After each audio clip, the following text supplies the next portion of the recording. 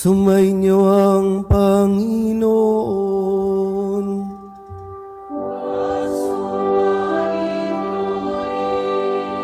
Ang mabuting balita ng Panginoon ayon kay San Juan.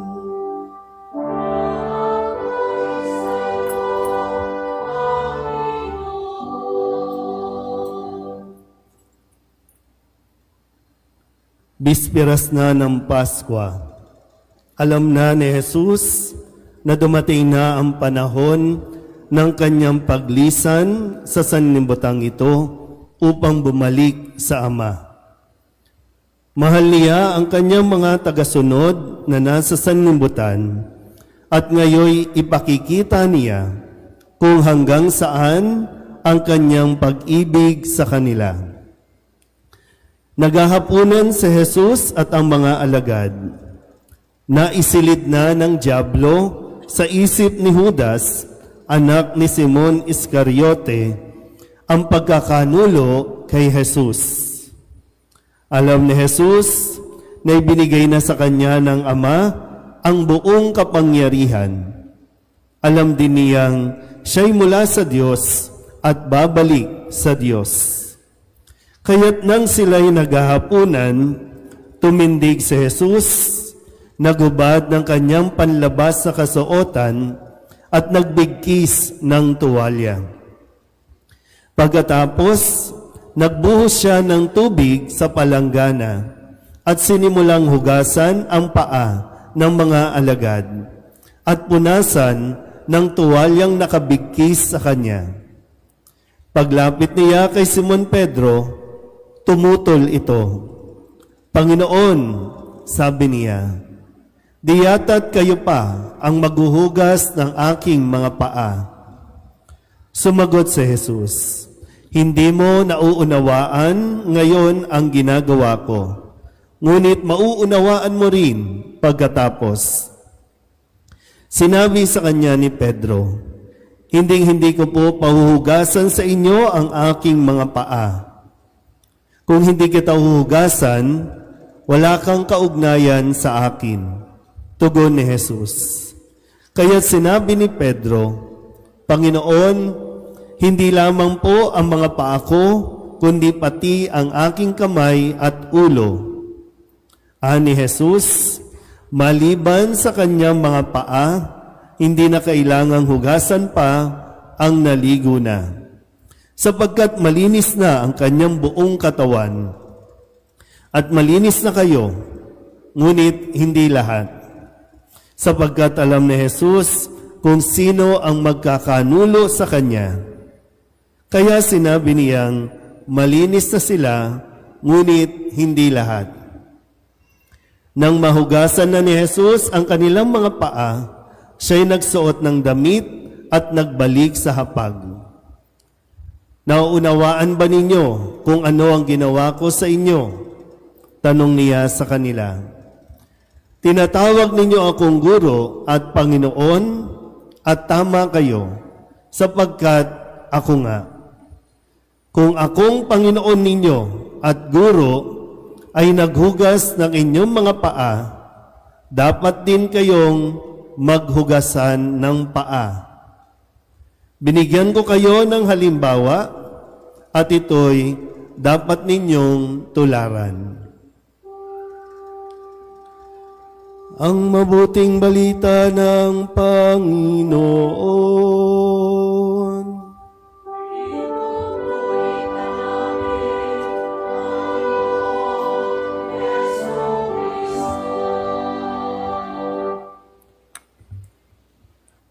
Isang magandang hapon sa inyong lahat. Maligayang pagdating po sa ating lahat dito sa ating pagdiriwang. Ito po ang pagdiriwang ng huling hapunan. Sabihin nyo nga sa katabi ninyo, huling hapunan na natin to. Ayaw. Ayaw pala, no? Pero ito ang tawag sa pagdiriwang natin, no? Pagdiriwang ng huling hapunan ng Panginoon. At talagang kung paanong mainit ang panahon, painit din ng painit ang takbo ng kwento ng pag-ibig ng Diyos sa tao. Kaya nga sabi, malapit nang matapos ang oras o panahon ni Jesus dito sa mundong ito at alam na niyang siya ay lilisan na, aalis na. O dahil aalis na siya, ano ang gagawin? Ano bang dapat gawin? Kung bilang na ang oras niya, bilang na ang sandali niya, ano ang gagawin? Magmumukmok? Madidepress? Hindi.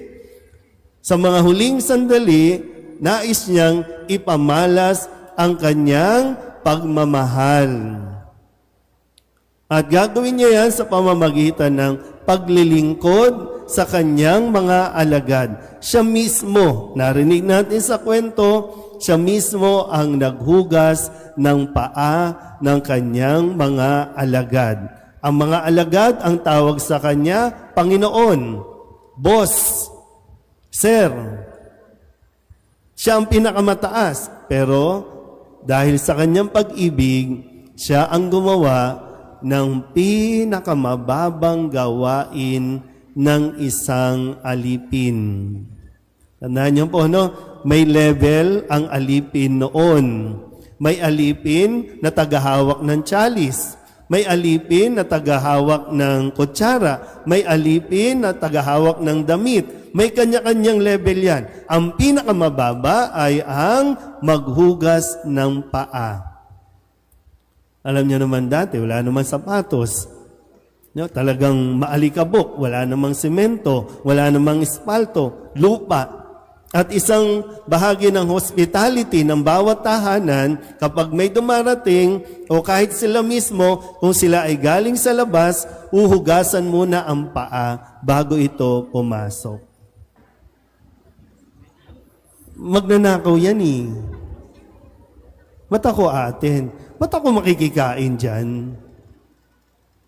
Ang daming issue niyan sa buhay.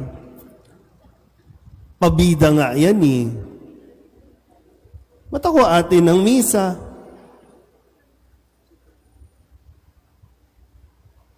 Di ba? Tanungin ko po kayo. Kailan kayo huling naghapunan na sama-sama bilang pamilya? Kailan? Naalala niyo pa ba? Bakit hindi na nagsasama-sama? Kasi, sabi ng mga anak, yung tatay, babaero. Yung tatay, mabisyo. Sinong gaganahang sumalo dyan? Sinong gaganahang sumalo? Kumakain, bunganga ng bunganga. Yung nanay. So, huwag na lang. Huwag tayong magsalo-salo. Kaya kanya-kanya. Hindi na nagtitipon kasi lagi tayong nag-iisip, ang iniisip natin, yung kahinaan ng bawat isa. At yun ang nagiging dahilan para hindi tayo makisalo. Pero dito, sa misa, ang ginagawa sa atin ni Jesus, tanggap niya tayo eh. Alam niya, may nagawa tayong kasalanan kanina, kahapon, ng isang linggo, alam niya. Alam niya na maghuhudas ka. Alam niya na i-deny mo siya. Baka nga bukas, wala ka na dito. Biyernes Santo bukas, nasaan kayo bukas?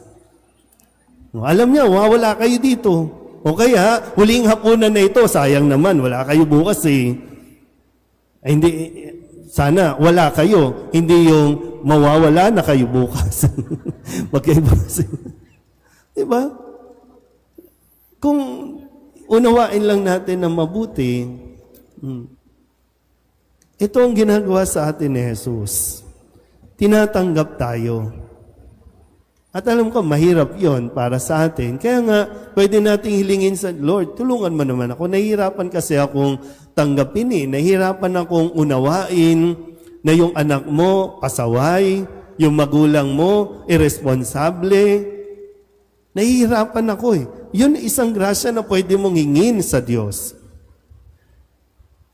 Para nang sa ganun, kahit na may mga kasalanan tayo, mananatili pa rin tayo. Ang pipiliin mo at ang magiging desisyon mo ay manatili pa rin sa hapunang ito. Iba, no? Ang parokya natin, may pinagdaanang matindi. Kaya yung iba, ba't ako pupunta dyan? Ang daming iskandalo dyan, daming iskandaloso dyan. Ba't ako pupunta? Ba't ako magsisimba pa dyan? Kaya, nagdidesisyon, hindi na lang ako pupunta. Pero alam mo, kapag umalis ka, napakalaking kawalan sa iyo. Kasi kay Jesus, gagawin niya ito. Sino man ang manatili, gagawin niya pa rin. Ipamamalas pa rin niya ang kanyang pagmamahal, ang kanyang pagpapatawad. Gagawin at gagawin niya ito. Pero kailangan din magdesisyon ka. Manatili ka. Sa umpisa, nagiging mahirap sa atin.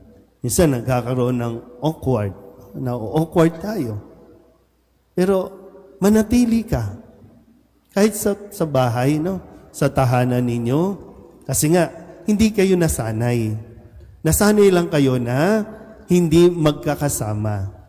Pero kung uunti-untiin din, masasanay din ulit. Lalo na kung uunawain mo at lalawakan mo ang iyong pangunawa. Hindi perpekto ang iyong pamilya, ang ating pamilya. Hindi sila perpekto. At kahit ako, kahit ikaw, hindi ka perpekto. Kailangan lang natin matutunan kung paanong tinanggap tayo ni Jesus sa kabila ng ating mga kahinaan. Kailangan din natin matutunan tanggapin ang bawat isa. Doon na yan papasok yung pagpapatawad, doon na papasok yung pagtanggap natin muli sa isa't isa. Kaya, sabi ni Jesus, binigyan ko na kayo ng halimbawa na dapat ninyong tularan. Amen?